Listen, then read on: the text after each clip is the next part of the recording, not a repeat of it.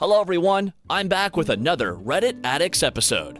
If you find my videos entertaining, please kindly subscribe and like them. Thanks to everyone for your suggestions and kind notes.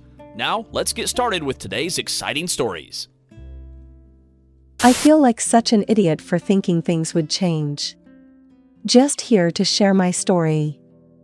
I broke up with my girlfriend this week. We met online when we were both in high school, her in the Midwest USA and myself on the East Coast. We'd been friends since 2016, dating since June of 2020, and moved in together here on the East Coast in December of the same year. Not only was she my significant other, but I genuinely considered her my best friend and the person I was meant to be with forever. For the entirety of our relationship, we had no issues. I'd had toxic relationships in the past, but this one was such a breath of fresh air.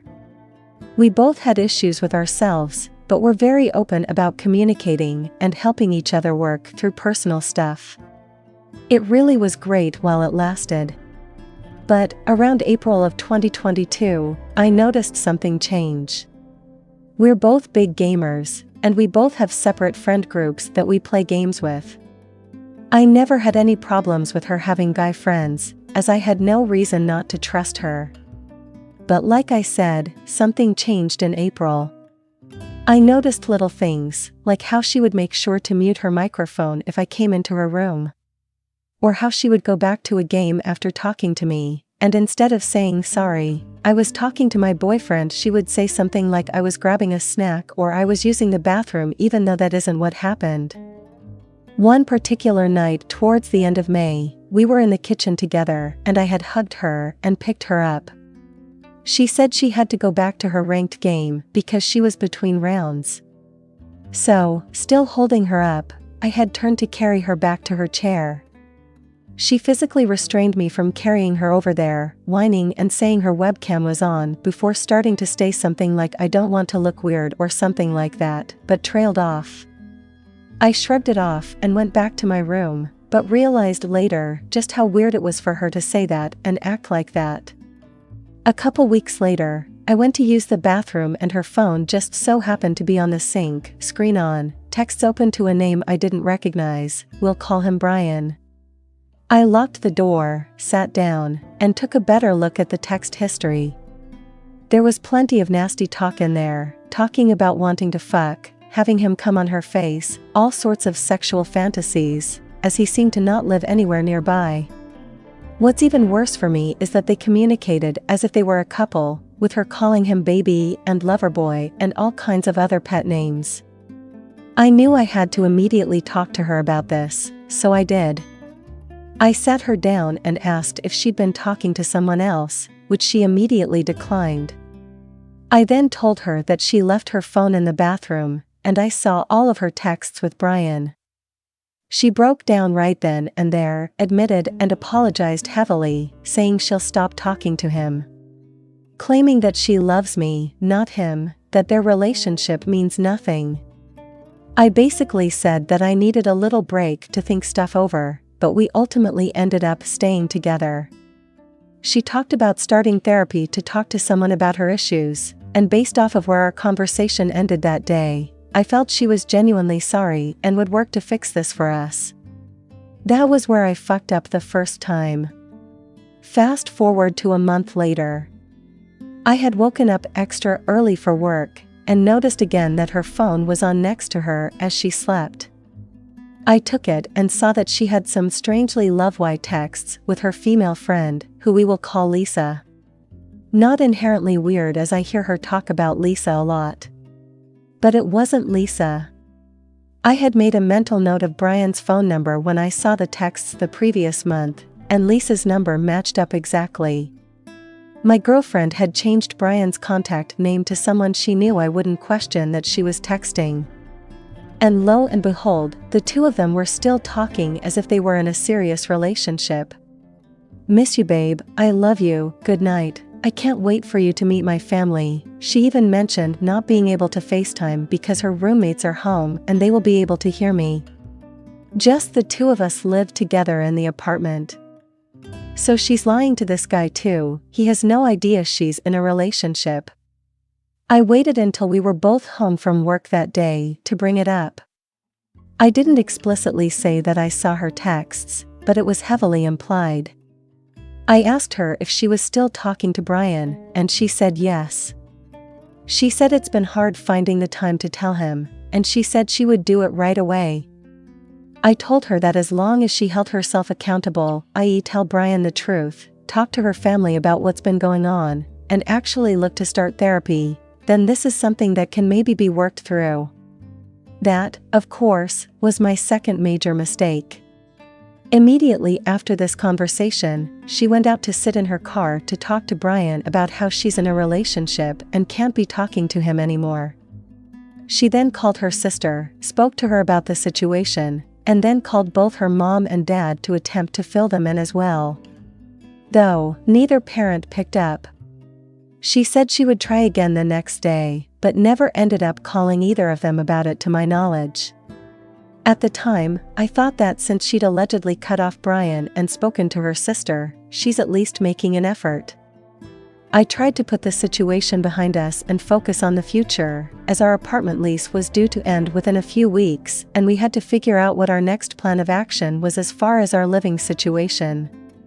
Here's where I made my biggest mistake. My parents, knowing that we were in a rough place financially, offered us to come stay with them for a few months so we can save some money. We took them up on the offer and moved in at the very beginning of September. Since our last conversation and into September, our relationship seemed to be doing really well again. She seemed to be more honest with me than ever, inviting me to come say hi to her friends on Discord while she was in a call and things like that. But of course, in the back of my mind I had that feeling of distrust planted that wouldn't go away. She also repeatedly talked about starting therapy, but never actually did. One night in the middle of September, her and I were home alone at the time and she told me she had to call her mom, which was weird to me as they don't talk very often. She went out to her car to talk to her, and was out there for over 2 hours. When she came back in, she had clearly been crying. I asked what they were talking about, and she responded not much really and was clearly struggling to come up with something on the spot.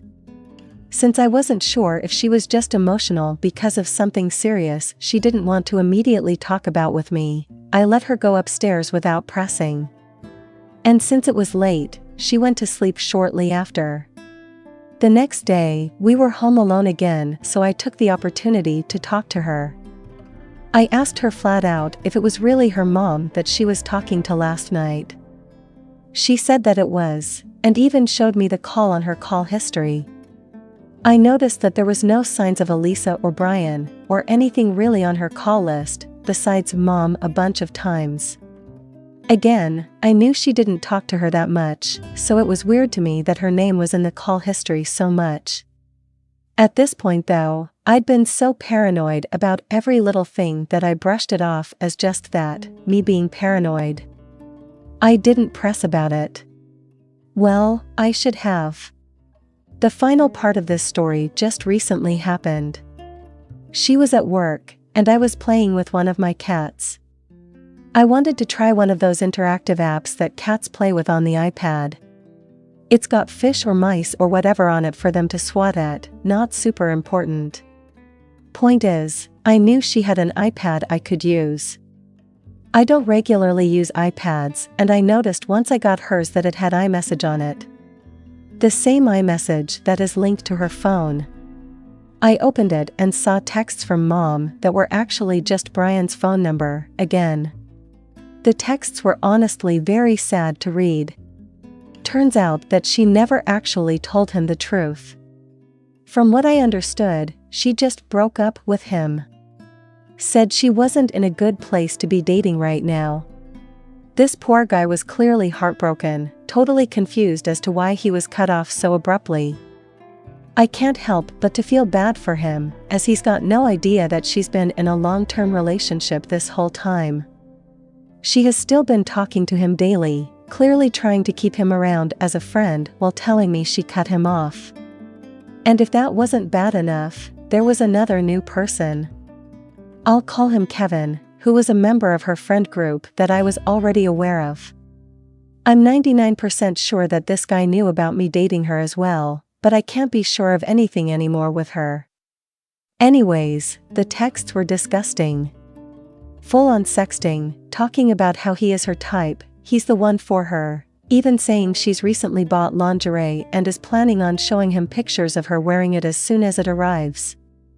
This particularly sent me over the edge, as she's never bought anything like that for us before, despite me suggesting it and offering to buy some. But she's willing to do it for this new guy. Unfucking believable. When she got home, I confronted her. Immediately told her this wasn't working out. I was very cold about it, not wanting to get angry since my parents were home sleeping. I didn't even tell her what I saw, just that I wanted to break up and she needs to move out as soon as possible. She was in tears, seemingly very upset about this, but I was bone dry. She had sucked out all passion and any care I had left for this relationship. So now here I am. This only happened a couple days ago. She lives in my house, 1,000 miles away from her hometown, unable to immediately move out because of not having enough money for another cross-country move. In addition to this, my family thinks she's great, and although I have told them we broke up, they don't know the whole story. If they did, it would make for an extremely awkward and uncomfortable living situation until she moves.